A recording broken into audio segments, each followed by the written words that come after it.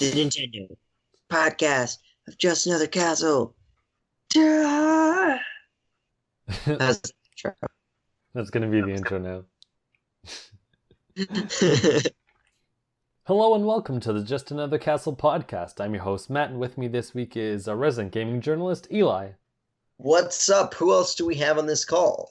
Absolutely no one. Oh, wow, I'm lonely. There's only two of us. Oh, Just you and me talking to each other. Yep. Because we have no friends.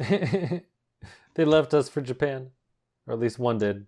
I guess if I had the option to ditch to go to Japan, I'd probably go to Japan too. Yeah, that's fair. Can't really blame Clay on that one. Not at all. Although Mike over here, Mr. Online, but somehow not answering. He's probably online on his phone or something. I don't know. Anyway, we'll start off with what we've been playing this week. And we've both been playing this game, so we can go back and forth on this. But we've been playing Mario plus Rabbids. And yeah, I've been having a lot of fun with this. It's pretty great. Yeah. So when I heard that it was going to be a strategy RPG and not like an RPG, this was before any images or gameplay, I was kind of I don't know if I'll like it because I haven't really played many strategy games. Not that I think I would suck, because I didn't think it would be hard or anything at the time, but I just felt I don't know if I'll really like that style. And then they showed off gameplay and I started playing it and I'm like, okay, I played a level or two and I'm like, okay, I got this. This is great. Love it. It's really charming. Yeah, in one of the levels, you'll see a bunch of rabbits doing weird antics, but one was they had not a Mexican standoff, but a showdown, and they shoot each other, and then one pretends he's dying, and then they laugh together. It's just really cute. But no, I'm really liking the game. I've beaten the first world already, and almost all of the secret challenges. Most of them will say they're easy, and they are, and then there were some that said medium on. I'm like, okay, I guess this will be a little bit harder, and it was a lot harder than I anticipated. I've played them half a dozen times each, I think, and have still lost. I got so close one time. It was really annoying. But their challenges 7 and 8 in the first world, and one of them is an escort toad mission, and there's just a lot of enemies that pop up and that do a lot of damage. And yeah, I've gotten close, but either everyone dies or Toad can't make it because I didn't get him far enough.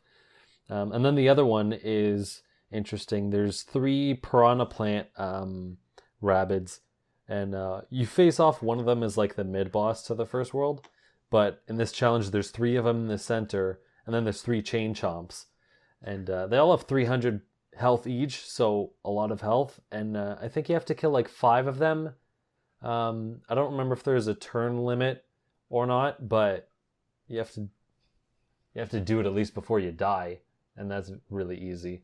And so the first turn or whatever, you can get all the chain chomps to hit them just because of proximity reason. But what Who's first? Sorry, something just played in the tab randomly. Yeah, it's just really hard because they take so much damage and they can move basically anywhere on the board and hit you from anywhere. So it doesn't matter if you take cover, you're always going to get hit. And yeah, they take a long time to try and beat. I still haven't beaten them, but it's really fun. I even bought a Rabbid Yoshi figure because that was cool. No. Yeah, it's not even an amiibo. No, man. And it's way too overpriced. But I got it, and I'm pretty sure I'm going to be done with amiibo now. But yeah, no, I really love this game. I can't play enough of it. How are you feeling about it? Yeah, I think it's really awesome. I think, first of all, there's just the fact that it's a really fun game to play, and I like that the levels are not drawn out. They're short enough to where to keep you engaged, but long enough to where there's still a deep level design, which I really appreciate. and just the animations and stuff, like when the rabbits pop or whatever after you kill them, is just so satisfying. Mhm. And that satisfaction kind of extends to the entire level design. Like when you pull off successful combos, or like where you run over an enemy and then shoot them from the side after like running them over. It just feels so great, and that's what I really appreciate in the variety of enemies and level designs. Is definitely something that that keeps the game engaging and something I appreciate. So I like the fact that like before I go to bed, I can just knock a level out real Mhm. quick, and it still has the depth that these games require. Yeah, it's good how that works out. Like each chapter will be like 2 or 3 levels long, and the levels aren't too uh, long or difficult, so you can easily play one after another. I Yeah, think and I you can resume it after. I'm not sure if you can resume it after you beat a level but not finish the chapter.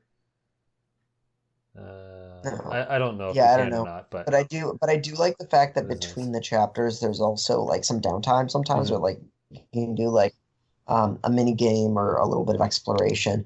Like that definitely is cool as well. And I like that they would give you breaks in between the strategy.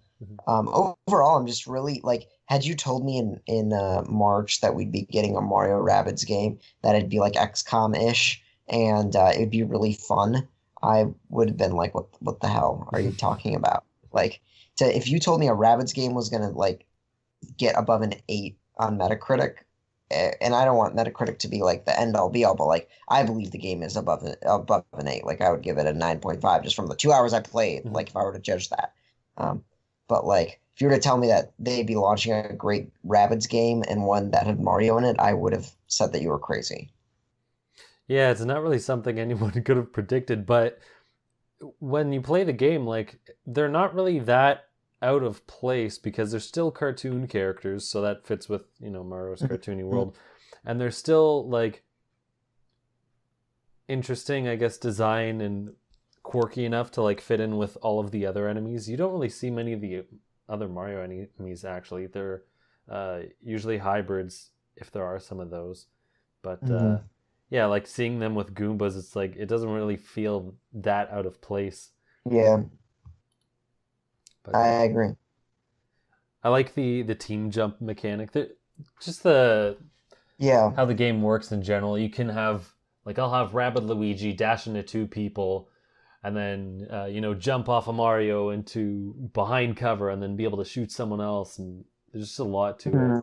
And the fact that you can alternate order between like shooting and special move and running, that's cool. Definitely very cool too. Yeah, I can't get enough of it. I'm just playing it. I actually didn't play the Splatoon Splatfest because this game. It's like, oh, I can play this now and grind through it and try to get whatever more seashells or whatever the heck the thing is now, or I can play this new game I got. And I'm like, yeah, I'm definitely playing this. But Hmm. yeah. So, did you play anything else recently? So I played, I guess not on Nintendo. So if you wanted Hmm. to cover anything else on Nintendo, but I played some PS4 games that I can talk about as Cool. well. Go for it. Okay, so I played the new episode of Life is Strange, Before the Storm, Hmm. and it's a little bit weird because you know what's going to happen at the end of the game. Hmm. Only the first episode's out so far, but you know what's going to happen at the end because if you played the first game, like Yeah, there's it's a just prequel. yeah, like there's a setup in the first game, and so you know how it's going to end. Hmm. And I don't know whether I like that yet. Like on one hand, obviously you have a spoiler for the end of this game, Hmm. but on the other hand, it probably adds to the emotion and anticipation because you know this event is going to happen. And I'm not going to spoil anything, but like you know this event's going to happen. And like probably the amount of stress that it induces on you knowing that it's going to happen and there's nothing you can do to prevent it. Um, that's kind of irritating, I guess, but that definitely adds a layer to the experience. That's a part of it, you know? Hmm. Um, and I guess if you don't know that, like if you didn't play the original game, then you have the benefit of not knowing that that thing is going to occur. Well, it kind Um, of spoils it in the title. To uh, be fair, no, there's something else. doesn't? Oh, okay. Yeah. Could Uh, Okay, I I just don't know. watched someone like commentate over it or whatever, like a footnotes version.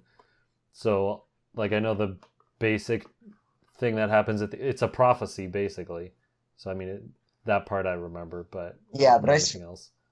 yeah. And then there's what else? Oh, and so the game itself is like I thought the first episode was okay. I don't think it was great. I mean, the music was still good, and I like the way the scenes were set and stuff like that. The dialogue is still relatively cringeworthy. It was in the original as well. Like they just don't do teen dialogue well, Mm-hmm. despite the fact the story is really good. Because that's what I loved about the first game, which is weird because you know saying the story is incredible, but the dialogue is terrible. It's just kind of weird. But it's true because the dialogue's just kind of out of touch. I don't talk that way, and I don't know any teens that do. Hey, before this podcast, you're saying how big of a person you are, now that you're in your third year of college. Now you're Oh trying to yeah, pass off I'm as a no longer a teenager. teenager. You're right, I'm Make no up your longer a mind. teenager. I'm far detached from the life of a teenager. That was a lifetime 8 months ago. Yeah. Uh, but or 9 months ago now. Far, far away detached from that life. But from what I remember, way back in the day, when I was still a teenager, a youthling, um, I did not speak that way. Um, and then the other thing is that so yeah, it was the first episode was kind of a setup. And usually a lot of these episodic games, the first episode is the setup episode, which is fine usually, but in this game there's only 3 episodes. Oh, So that's weird. assuming that the last episode is like a tie it everything up episode, that only gives you 1 episode of like meat, which is a little bit annoying because the first episode of Before the Storm is relatively uneventful. So I don't want to say, how yeah. long is like this episode compared to the previous seasons? Is it like the Um, same length? yeah, I think it's about the same length. About an hour and a half, I think, is what Hmm. it took me. Maybe Okay, 2 hours. But I think about an hour and a half. that's weird. Because I mean, if it was like I guess a bit longer, then I could see like, oh yeah, 3 episodes I guess works then if it's a bit longer. Yeah, and But I don't know. Maybe they're packing it into the second episode. They're charging, I think, $18 for the season. So that's relatively pricey. Usually these games are $5 an episode, so this Mhm. makes each episode $6 an episode. Mhm. Um, so I would expect there to be a little bit more content. But so far it does not seem like that's necessarily the case. Um, we'll see though. Like I anticipate it'll probably pick up, and the first episode did end on kind of kind of a cliffhanger-ish. Yes, like a big event now. Okay. So hoping that like the second episode will be as exciting as the first one ended. Okay. Cool. That's my unspoiler. Oh, the other game I started playing was Agents of Mayhem. I'm only like 2 hours Okay. into that one as well. Maybe Yeah. a little bit longer.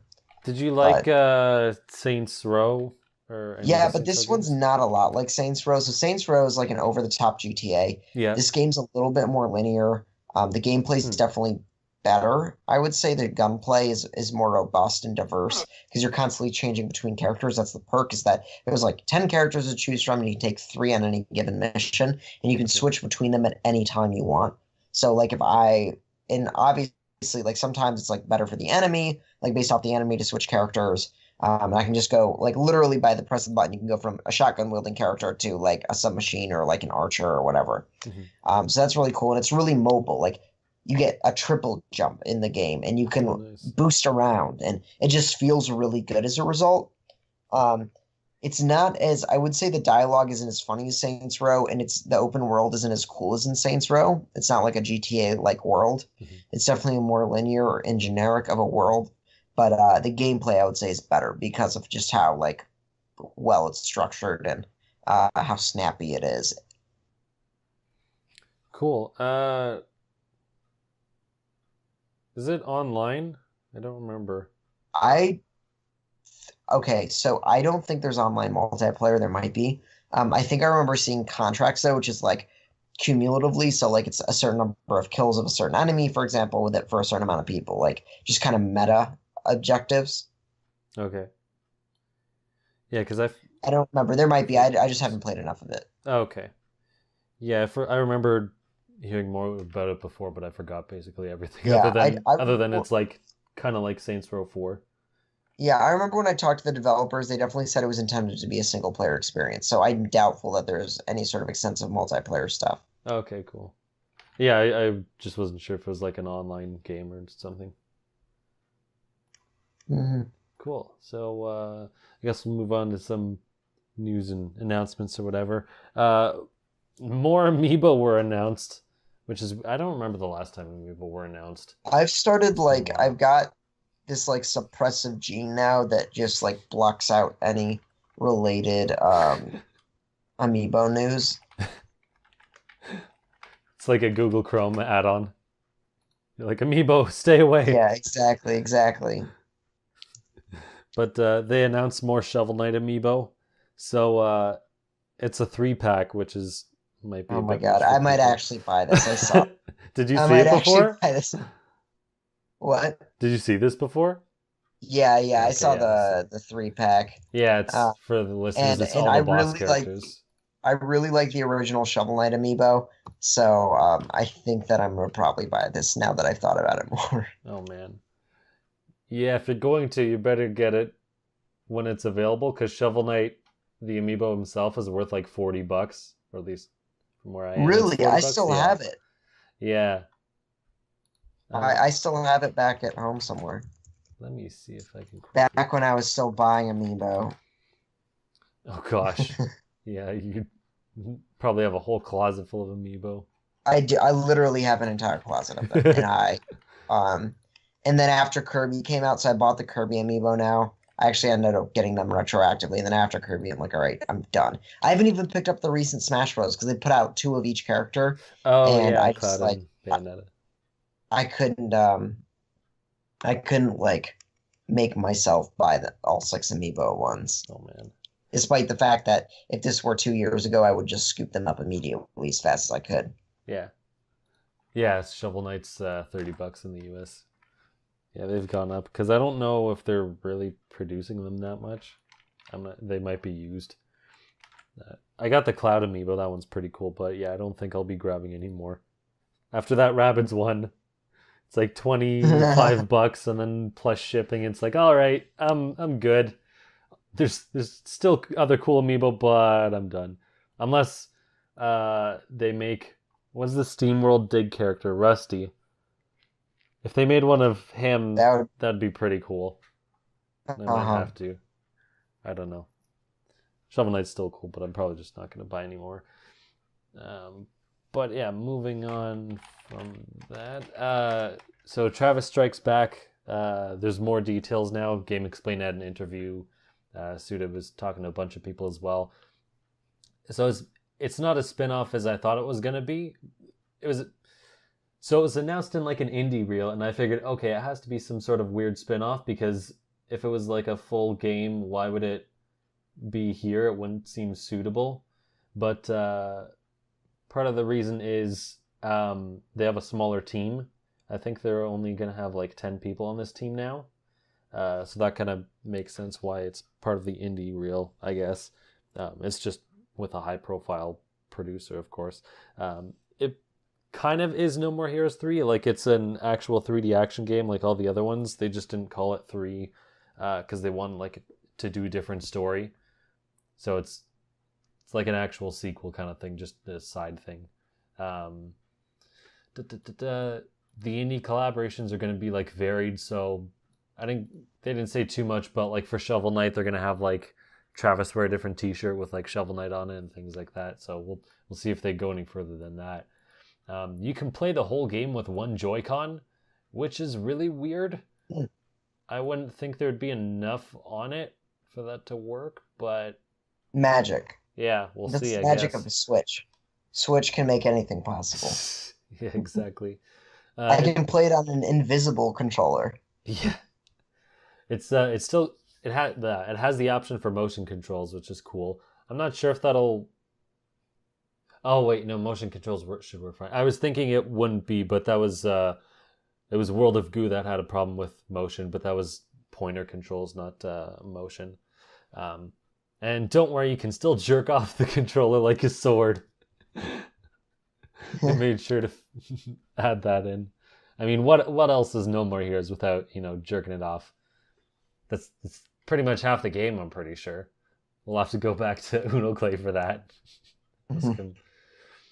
Yeah, it seems like it should be good. We'll have to wait for more information. But yeah, just a little update on What that. else we got? Xenoblade 2, or Chronicles 2 or whatever, the teaser site is live. So is that game still coming out this year? What do you think? Yeah. Well, I think it kind of has to now, because like usually you don't. If it wasn't coming out for like at least another year, I don't think they would have like a teaser site, or at least so. Exactly. So and they've been pretty adamant about it, but like we don't know anything about that game still. It was funny because I thought, oh man, they wouldn't launch a teaser site unless it was coming soon. And then Travis Strikes Back has a teaser site, and that's definitely not coming out for a year. But I mean, it's Nintendo, it's different. I think they launched another teaser site. Oh, the Metroid one. Like that's coming out September this month or something. So I mean, that's relatively soon. They have that. They just launched that. Yeah, I couldn't see Nintendo being like, yeah, we're gonna like launch this site with no details like a year in advance when the game isn't coming out. And they've been adamant on this, and yeah, it just keeps popping up. So I think it is actually gonna come out in December. Mm-hmm. It'd be weird if it doesn't now. That'd be funny if it doesn't. They're like, nope, it's not coming out until like.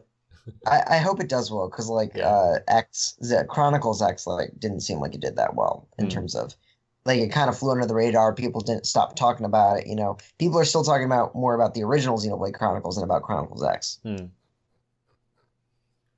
That's bad. We'll see. I wonder how many people get interested in this, because it's a weird holiday release. Because I mean, I don't think. I was going to say JRPGs probably aren't accessible to the mainstream, but I'm pretty sure Persona 5 sold a lot. So maybe I just don't know anything. Speaking of JRPGs, the Final Fantasy game that Square was talking about porting to the Switch actually was the actual full game, not the mobile version. Because they were talking about, testing the Luminous engine or whatever on the Switch. They didn't really have anything to say, but they pretty much said that they're actually trying to get the full game, so they definitely weren't referencing the mobile port, which is good. I mean, if they want to put that on as well, go for it. Just don't make that the only game, because I probably wouldn't be buying it. Would you care? Well, yeah, I guess you already played the full game, but would you care about the mobile version or the Cliff Notes version? Probably. Like I've thought about it, but no, probably not. Yeah. Like whenever, like I always tell myself, so there was a solid, year where I told myself I would care about mobile games. Mm-hmm. And then I realized that like Pokemon Go game came and I spent like a month on that or whatever. But other than that, every like important release from Fire Emblem to Mario that has come to mobile, I have failed to like put any time into. So I've decided to stop lying to myself, and just admit that I will not be spending my time playing these ports, especially if they're scaled down. Yeah, I can't really care much for like I on my iPad a lot, but I never make the distinction. Oh, I could play a game on this, and just like, yeah, no, I'd rather not. And then like I've downloaded a bunch of games that are like free and whatnot, and I just don't. I'll get like hooked into it for a little bit, and then I'll be like, oh yeah, that game's on my iPad. Never mind, I'm just never gonna play it again. Like, oh my.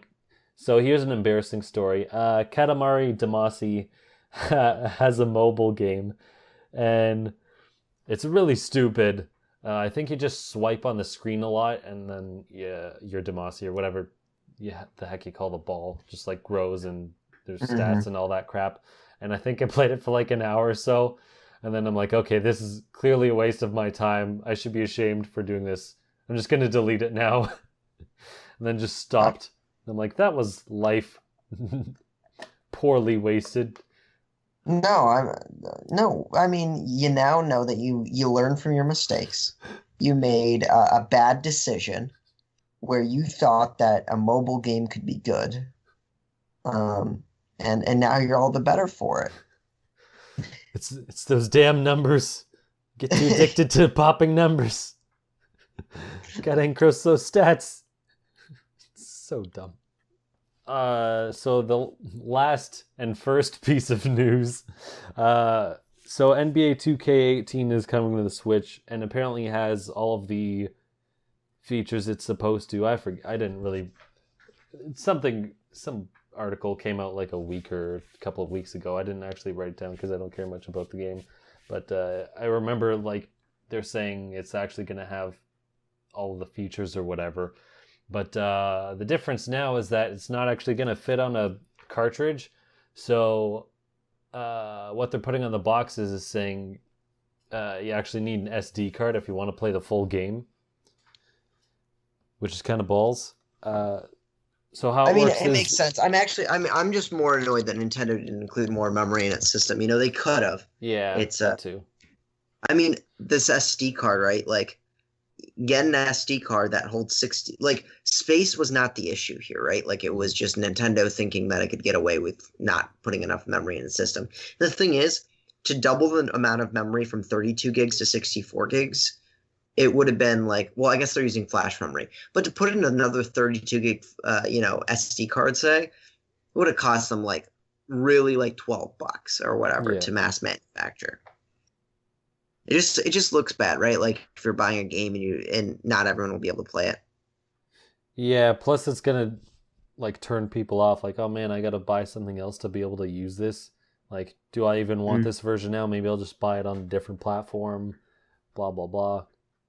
Doesn't really come off well. But I was looking it up. The game is 25 gigabytes, and I'm like, that's weird. I thought the Switch carts were 32 gigabytes, and I have an empty 32 gigabyte card, so I checked, and I know any any memory card you have, a couple of gigs is taken up by whatever the operating Yeah. system or whatever on it. So I checked. I'm like, okay, it's formatted. It has 29 gigabytes of free space, so the game could fit on it. What's the deal? And I looked into it, and apparently, like the launch Switch carts are only 16 gigabytes, which is kind of pathetic, unless you're making an indie game or whatever. But Mm. um, so I guess that explains why only half the game is on there. Because I figured, why shouldn't it fit on there? Um, yeah, that's weird that the carts are just so small. I figured they would have had more space on it, but what was I gonna say? I forget. Oh yeah. So they listed how it's gonna work. I guess for future games like this, basically you'll still be able to play portions of the game without downloading anything. So put the cartridge in. It's not completely useless. You'll be able to access some of the parts, but it still sucks because now if you don't download the rest of the game and you don't have space for it and you don't have a memory card for that space, then you're being cut out of like half of the game or more just for that reason alone. So yeah, I don't know. This is a really poor system. We all knew it was going to happen at some point, whether it was this game or some other kind of game. Final Fantasy 15, if they're trying to get it on there, that's going to be ridiculous. Yeah. I don't know how many gigs that game takes up, Well, but I it's mean, they're definitely going to be doing it more in a than different 25. style, though. Like, it's going to be a lot more Yeah, the dumbified, I guess. yeah, but it's still probably going to be pretty big. Yeah. Um, All right. Is that all the news? that is it. I think I had a question here.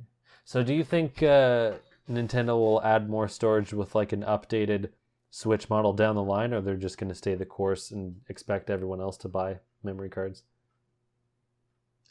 Um, I don't know. Well, obviously, I think they're going to do a relaunch with the Switch on its own at one point for Mm-hmm. like cheaper. Um, so without the base, I mean, I could imagine them putting in like doubling it, 64 instead of 32. Mm-hmm. Um, and selling it for like 200 bucks with just a tablet, or maybe even one like 169 or something like that. Mhm. I don't think that's gonna happen anytime soon, though. No, it wouldn't happen for at least like a year from now, if that. Like until the 3DS is dead, I would say.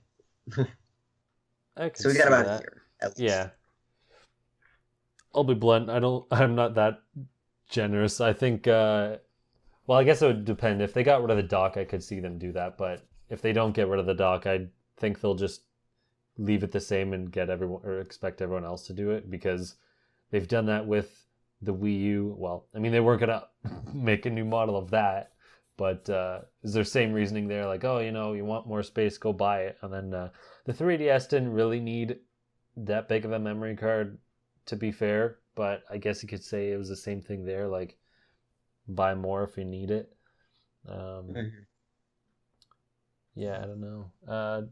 It sucks, but this is really the only way they can like compensate because the other option would be the company buys a larger cart so that the whole game fits on, you know, the retail version, but then they're probably gonna have to charge more money because, they're paying more money. Or well, they wouldn't have to, but they definitely would.